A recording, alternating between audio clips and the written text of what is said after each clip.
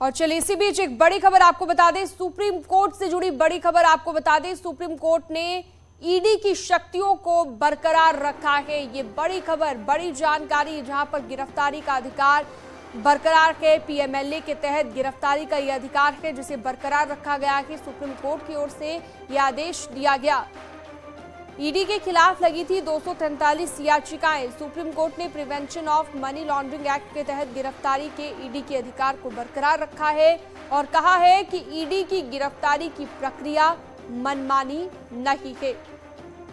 Supreme court ने prevention of money laundering act के कई प्रावधानों की संवैधानिकता को चुनौती देने वाली याचिकाओं पर सुनवाई करते हुए ये फैसला सुनाया। सुशील हमारे साथ जुड़ गए हैं ज्यादा जानकारी के लिए। सुशील, जो याचिकाएं लगाई गई थी उन याचिकाओं को हम कह सकते हैं कि खारिज करते हुए सुप्रीम कोर्ट ने ये फैसला सुनाया और कहा है कि गिरफ्तारी का जो अधिकार है वो बरकरार रहेगा ईडी का। जी बिल्कुल, आप सही कह रही हैं। एक बड़ा झटका उन तमाम लोगों को जिन्होंने सुप्रीम कोर्ट में अर्जी दाखिल की थी। हालांकि 272 याचिकाएं दाखिल की गई थी, जिसमें बड़े नाम जो हैं उसमें अगर बात करें तो कार्ति चिदम्बरम का नाम था, अनिल देशमुख का नाम था, महबूबा मुफ्ती का नाम था। इन तमाम लोगों ने ईडी की वैधानिकता को चुनौती दी थी। लेकिन आज सुप्रीम कोर्ट ने एक बड़ी हरी झंडी दी है ईडी की शक्तियों को लेकर। यानी कि जो अरेस्टिंग की बात कही जा रही थी कि वो फिलहाल फंडामेंटल राइट्स का वायलेशन करता है, संपत्ति कुर्की का फंडामेंटल राइट्स वायलेशन करता है, इन तमाम प्रावधान को फिलहाल सुप्रीम कोर्ट ने सही माना है और कहीं ना कहीं ये अपने आप में ईडी के शक्तियों को और बढ़ाता है। हालांकि तमाम याचिकाकर्ताओं के द्वारा ये कहा गया था कि जो ईडी सीआईआर रजिस्टर करती है वो भी फिलहाल प्रोविजन नहीं है और एफआईआर कॉपी नहीं दी जाती है। सुप्रीम कोर्ट ने यह भी कहा कि जो सीआईआर फिलहाल रजिस्टर किया जाता है वो ईडी का आंतरिक मामला है और ऐसा नहीं है कि गिरफ्तारी के दौरान वो आरोपियों को दिया जाए। हमारे साथ वरिष्ठ एडवोकेट फिलहाल अश्विनी उपाध्याय जी हैं, जिनकी याचिका भी इसी में थी। सर, एक बड़ी राहत माना जाए और एक बड़ा झटका उन तमाम लोगों के लिए जिनके खिलाफ ईडी की जांच चल रही है, जिसमें सोनिया गांधी भी हैं, कार्ति चिदम्बरम भी हैं और बड़े नाम हैं। देखिए, ईमानदार आदमी के लिए ईडी को आप कितनी पावर दे दीजिए कोई फर्क नहीं पड़ता। ये तो वो लोग थे जिनका वास्तव में कहीं न कहीं कोई काला कारोबार था, जिनके पास काला धन है या बेनामी संपत्ति या ऐसी संपत्ति, वही लोग इस तरीके की बात कर रहे थे। ये ईडी को जो पावर दी गई है, इनफैक्ट अगर आप अमेरिका का पीएमएलए देखिए तो लगभग उसी पैटर्न पे है। अमेरिका कानून तो इससे भी कठोर है। हमारे यहाँ तो मनी लॉन्ड्रिंग करने पे मैक्सिमम 10 साल की सजा है, अमेरिका में तो 200 साल, 300 साल, 400 साल, 500 साल की सजा होती है। तो ये तो शुक्र है कि हमारा कानून में कम से कम 10 साल की सजा है। जहाँ तक ये जो अरेस्ट करने का तरीका है, भाई सीधी सी बात है, जो हवाला कारोबारी होते हैं, जो हवाला का काम करते हैं, मनी लॉन्ड्रिंग करते हैं, वो कोई सबूत नहीं छोड़ते। तो ईडी के पास इतना टाइम नहीं कि वहाँ 4 गवाह इकट्ठा करके वहाँ से लोगों का एविडेंस इकट्ठा कर रहा है। ईडी को तो अगर सूचना मिली और ईडी को सूचना मिलने के अगर आधे एक घंटे के अंदर उन्होंने छापा नहीं मारा तो तब तक पता चला वो अटैची वहां से गायब हो जाएगी। ये कोई जमीन का मामला थोड़ी कि जमीन कहीं हटने वाली, ये तो अटैची चलती है ईडी में। मनी लॉन्ड्रिंग में अटैची में पूरा कैश होता है, वो अटैची घूमती रहती है। सर, कपिल सिब्बल की तरफ से ये कहा गया कि जो अरेस्टिंग इसमें होती है या जो अरेस्टिंग के समय जिन गवाहों के बयान दर्ज किए जाते हैं ट्रायल के दौरान, उसको एज एविडेंस के तौर पर लिया जाता है। तमाम बड़े नाम हैं, जिसमें सोनिया गांधी का भी नाम देखा जाए, कार्ति चिदम्बरम का, अनिल देशमुख का, सेल कंपनियां बनाने का मामला है। तो आपको लगता है कि इस फैसले से अब ईडी का जो काम करने का प्रोसीजर है वो और तेजी से बढ़ेगा? ईडी का जो प्रोसीजर है, ईडी को बहुत इसमें सहूलियत मिलेगी, देश का बहुत में भला होगा। मैं आपको सुशील जी बता रहा हूँ, भारत का टोटल बजट 70 लाख करोड़ का है और इस 70 लाख करोड़ का 20% यानी 14 से 15 लाख करोड़ हर साल घूसखोरी, कमीशनखोरी, जमाखोरी, दलाली में चला जाता है और उसमें ज़्यादातर पार्ट ये मनी लॉन्ड्रिंग के थ्रू जाता है, हवाला के जरिए जाता है। सबसे बड़ी बात, इस देश में जितनी देश विरोधी गतिविधियाँ चलती हैं, नक्सलियों की फंडिंग मनी लॉन्ड्रिंग से, हवाला के जरिए होती है, माओवादियों की हवाला से, सारे देशद्रोहियों की फंडिंग इस हवाला के जरिए होती है। तो ये जो 200-250 पीआईएल पिटीशंस आई थी, ये ज़्यादातर उनको दिक्कत है जो अलगाववाद में है या जिहाद में है या किसी कट्टरवाद में है या मजहबी उन्माद फैलाते हैं या पूरा माल इकट्ठा करके बैठे हुए हैं। उनको चिंता है कि मेरा माल पकड़ा जाएगा। तो ये साफ तौर से कहीं ना कहीं बड़ा झटका उन तमाम लोगों के लिए है जो फिलहाल मनी लॉन्ड्रिंग के तहत अभी जांच के दायरे में हैं। सुप्रीम कोर्ट के समक्ष बात रखी इसीलिए गई थी कि फिलहाल जो फंडामेंटल राइट्स का वायलेशन है वो इसलिए है कि जब ईडी किसी भी मामले में केस रजिस्टर करती है तो वो फिलहाल जांच से पहले ये बताती नहीं है कि किस मामले में रजिस्ट्रेशन एफआईआर किया गया है। ये फिलहाल इसी मांग को लेकर सुप्रीम कोर्ट में लोग पहुंचे थे और 200 से ज्यादा याचिकाएं फिलहाल सुप्रीम कोर्ट में दाखिल की गई थी। 245 ये याचिकाएं बताई जा रही है और उन लोगों को झटका लगा है। सुशील, एक बड़ा झटका हम कह सकते हैं। बहुत शुक्रिया आपका तमाम जानकारी के लिए और बातचीत जो आपने एडवोकेट के साथ की। आगे बढ़ते हैं, कोरोना और मंकी पॉक्स को लेकर अब बात करते हैं, क्योंकि इसे लेकर एक महत्वपूर्ण बैठक हुई। सीएम योगी ने टीम 9 के साथ एक बैठक की है। ये बैठक इस वक्त जारी है। सावधानी और बचाव की तैयारियों को लेकर चर्चा हो रही है इस बैठक में, और ये बैठक जारी है सीएम योगी की टीम 9 के साथ बैठक। तो कोरोना और मंकी पॉक्स दोनों जो गंभीर बीमारियां हैं, दोनों को लेकर ये महत्वपूर्ण बैठक हो रही है। न्यूज़ 18 उत्तर प्रदेश उत्तराखंड पर आपको एक्सक्लूसिव तस्वीर दिखा रहे हैं। ये बैठक की तस्वीर देखिए। सीएम योगी टीम 9 के साथ बैठक कर रहे हैं।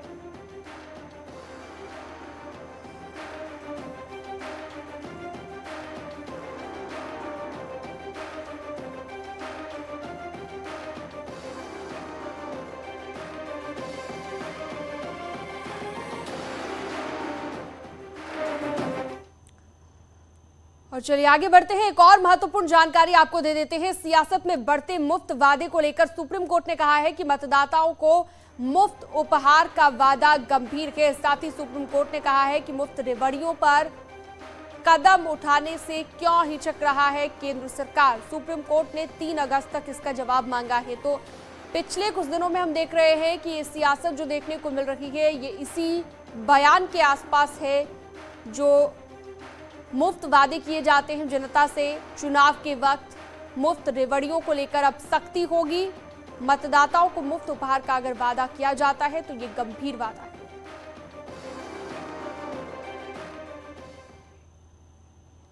तो चुनाव से पहले मुफ्त की योजनाओं की घोषणा करना भारतीय राजनीति में आम बात हो चली है और कई राज्यों में सरकार के खजाने में राजस्व के जरिए आने वाली कमाई का एक बड़ा हिस्सा मुफ्त वाली घोषणाओं को पूरा करने में ही चला जाता है।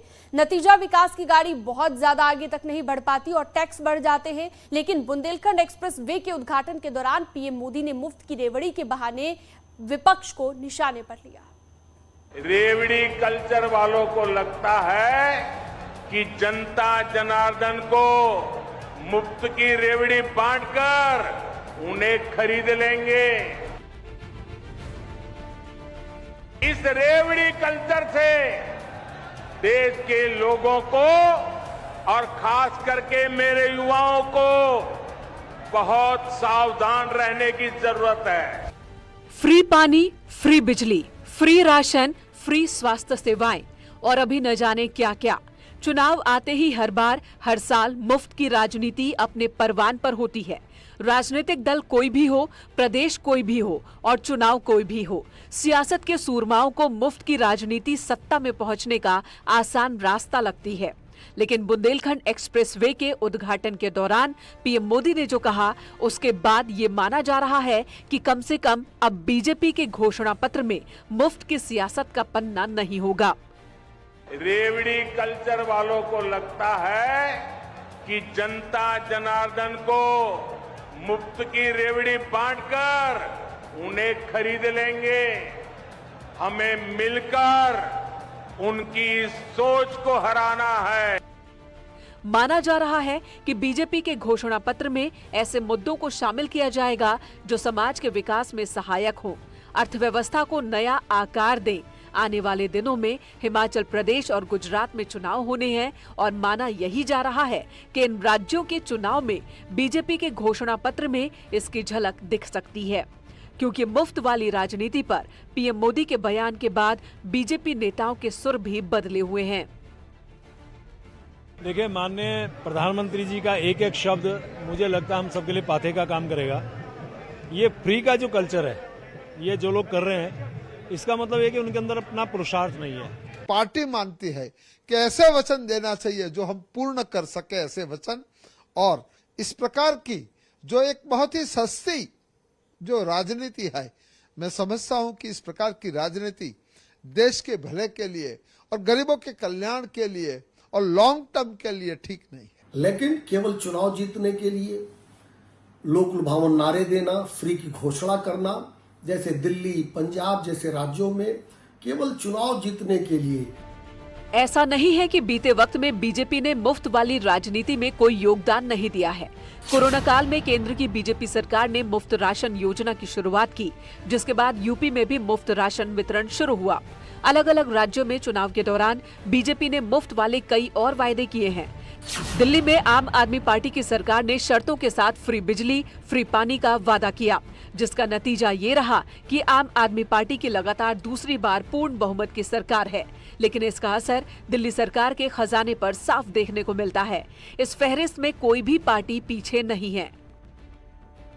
बीजेपी माने बड़का झूठा पार्टी, ये सारा झूठ चलाते हैं। अगर मुफ्त का बंद करना है तो ये प्रधानमंत्री जी मुफ्त की मुसाफरी दुनिया में करते हैं, उसके लिए करोड़ों का हवाई जहाज लिया, बंद करो।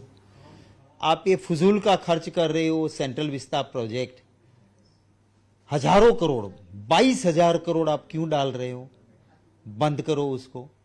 हम प्रदेश के प्रधानमंत्री जी से पूछना चाहते हैं, क्या दूसरों को तो कहते हैं कि मुफ्त की घोषणाओं पर जो है क्रियान्वयन नहीं होना चाहिए, आप जो मुफ्त में सब कुछ रेवड़ियां बांट रहे हैं उसका क्या होगा? यहाँ सवाल किसी पार्टी का नहीं है, मुफ्त वाली राजनीति पर सुप्रीम कोर्ट के रुख का है। सुप्रीम कोर्ट ने सख्त रुख दिखाया है। अदालत केंद्र और चुनाव आयोग से इस मसले पर जवाब तलब कर चुकी है। आर्थिक मामलों से जुड़े लोगों की भी राय है कि अगर फ्री बीच कल्चर खत्म नहीं हुआ तो हालात कहीं श्रीलंका जैसे न हो जाए। हम ऐसा क्यों कह रहे हैं ये आपको बताएंगे, पहले सुनिए विशेषज्ञ क्या मानते हैं।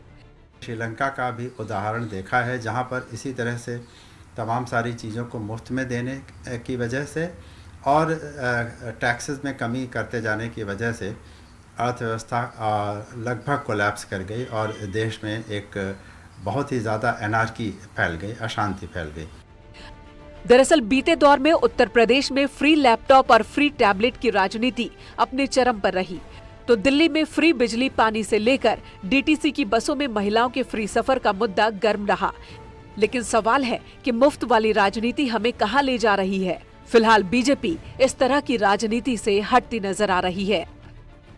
आने वाले हिमाचल गुजरात चुनाव में बीजेपी मुफ्त की रेवड़ियां नहीं बांटेगी। घोषणा पत्र में कोई भी ऐसा वादा नहीं किया जाएगा जो मुफ्त देने वाला हो, क्योंकि बीजेपी का मानना है कि जनता का विकास गुड गवर्नेंस से होता है, ना कि झूठ की रेवड़ियों के कोरे वादों से।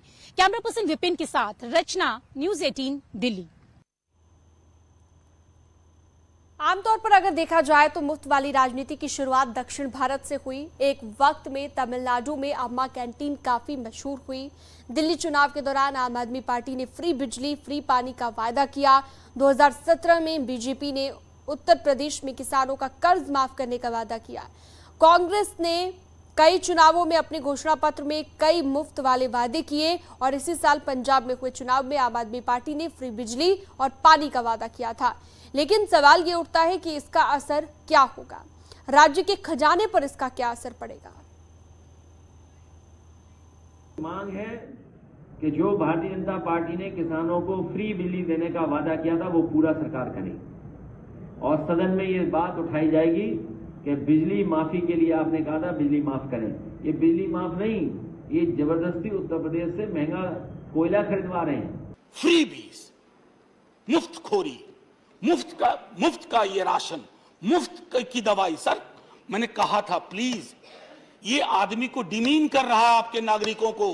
आप वेलफेयर स्टेट हैं अब तक थैंकफुली, और चूंकि वेलफेयर स्टेट हैं तो इसमें ये मुफ्त शब्द का इस्तेमाल बंद होना चाहिए। छोटे छोटे जो उनके पेंशन के सवाल होते हैं, आवास के होते हैं, उस सब निःशुल्क की व्यवस्था, लेकिन जो बड़े योजनाएं बनती हैं, चाहे वो सरकार जो देख रही होगी कि तमाम तरह की योजनाएं जो फ्री में बांटे जाते हैं वो सिर्फ लोगों को कमजोर बनाने के लिए बांटे जाते हैं। मजबूत तभी होगा प्रदेश, देश तभी मजबूत होगा जब स्वतः वह लोग सक्षम तरीके से अपने आप को यह चीज में ढालेंगे कि नहीं, हमें अब मजबूती के साथ अपने क्षमता के आधार पर हमें कोई कार्य को करना है।